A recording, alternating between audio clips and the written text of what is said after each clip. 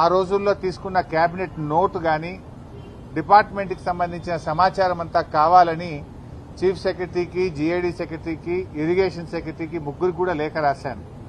కానీ వారి నుంచి స్పందన రావడం లేదు.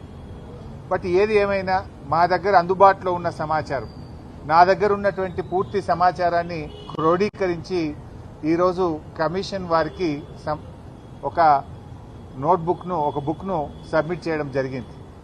సో మా దగ్గర ఉన్న సమాచారం ప్రకారంగా మేడిగడ్డ, అన్నారం, సుందిల్లా బ్యారేజీలకు సంబంధించి 6 సార్లు కేబినెట్ నిర్ణయాలు జరిగాయి. 6 సార్లు కేబినెట్లో ఆమోదం పొందిన పేపర్స్ అన్ని కూడా ఈరోజు కమిషన్ వారికి అందించాం. అంతేకాకుండా 3 సార్లు శాసనసభ అప్రూవల్ కూడా పొందడం జరిగింది. ఆ 3 సార్లు శాసనసభ అప్రూవల్స్ ఎప్పుడెప్పుడు జరిగాయి, ఆ శాసనసభలో జరిగినటువంటి డాక్యుమెంట్స్, జరిగిన చర్చ, వాటన్నిటినీ కూడా ఈరోజు కమిషన్కు అందజేయడం జరిగింది.